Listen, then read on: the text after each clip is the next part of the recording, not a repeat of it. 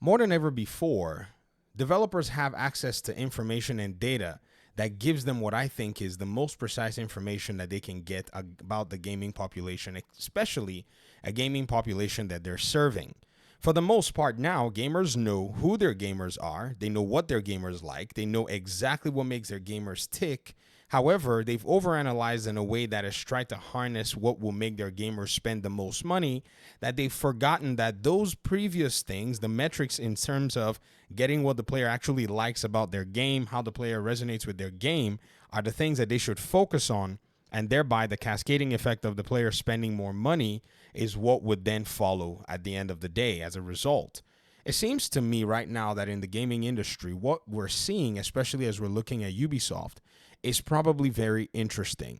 I've always admired Ubisoft and the way they're capable of actually pumping out games, but that's about it. I think the admiration doesn't go too much further than that because they are an effective and efficient publisher. Yes, in the pandemic year, Ubisoft was able to churn out some real major titles. How they did it was, in my opinion, the accumulation of many studios, many developers with a pipeline that is just so good at pumping out games. With what they're going through right now with their franchises, Star Wars Outlaws, franchise like Assassin's Creed Shadows, and even Avatar, and most especially the game that has actually seen one of, what I would think is the most enduring longevity, is The Division. Yes, Rainbow Six is there, but Rainbow Six is kind of like that one that makes them a lot of money. The Division kind of is in that mix too and follows suit. We've seen a lot of other games kind of, be somewhat hit and miss. We know For Honor is doing well, but we're going to point to these games because they did have massive openings and they kind of, stayed in the circuit for a while. And in seeing how they're somewhat oblivious with all the data and all the metrics that can even be accumulated or acquired by just a YouTuber like myself, just roaming the internet, looking up agencies that gathered this data and try to see what's going on. It's quite mystical to me how they continue to miss what's going on. Division agents, I'm making this video because we're now at this point where it just seems like, we're looking in hindsight as everybody was laying down the work and laying down the foundation and having these conversations, saying that Ubisoft was making what I thought was an error in not putting a Division 3 game as its priority. I think they basically bet on the wrong horses, not just the wrong horse, over many, many different years. Now, what's in question right now is the time span for a Division 3 game.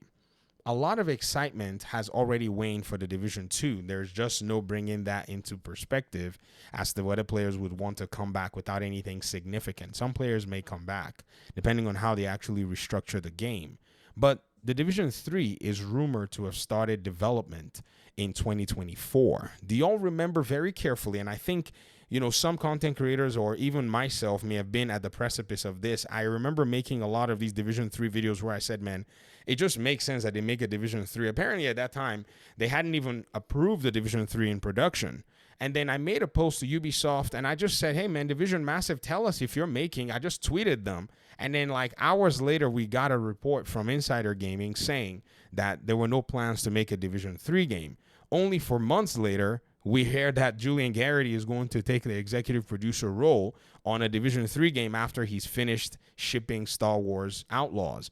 So again, to me, I think the timing is now something that we have to take into question and say, how interested is the audience that has been the core of a Division game? How interested are they going to be at a Division concept? Well, again, if we don't make a video about the obvious 3,000 times, who else is going to do it? We already know that within the Division's ecosystem, there are beloved markers. Data tells us that there are some parts of the whole ecosystem that is strong. Some of the reception, some of the items that have been added in the game in terms of content pieces, innovation have really resonated.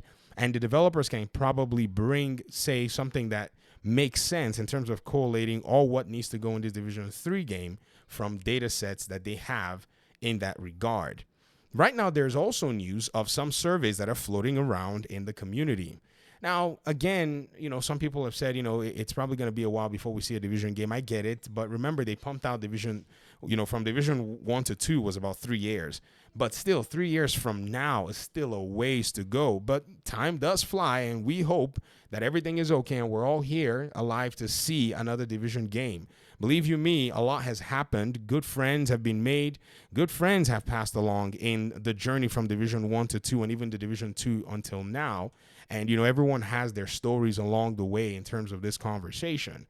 So what is going to happen at the end of the day? How are they going to take the data from these surveys that are being sent out? How are they going to take previous data from the Division 1 days that they gathered and the reception from gamers and the behavior from gamers, and how are they going to harness it into their Division 3 game? Let's just take, for instance, we put Massive in a box and square it away from all of the controversy that's going on right now in the gaming industry.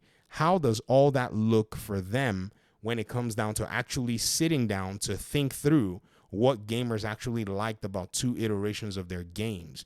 Because we know for sure that the one thing that was missing with the division as a whole was a mass appeal.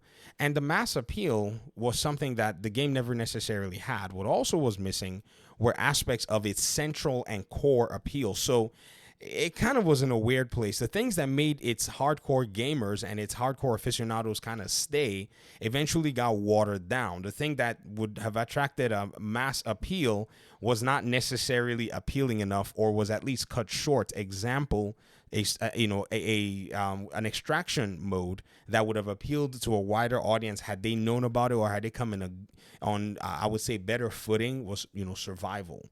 Survival is still a viable concept, which is weird because it seems like I've been asking these questions for many years, and I think I'm going to continue asking them because I'm not going to back away from this one because the memories, they continue to stick. I remember there was a stream going on by a community manager years ago. This was like, I think about a year to 2 years into the division's life cycle, and he was doing this live stream and everybody was chatting and asking questions, and I asked, are they going to make a survival mode for the Division 2? And he replied, his name was Anthony, that was his first name, I think, and he said, they have no plans for a survival mode. Since that answer was given live on chat, I wish we could go back and I should have recorded and captured that clip.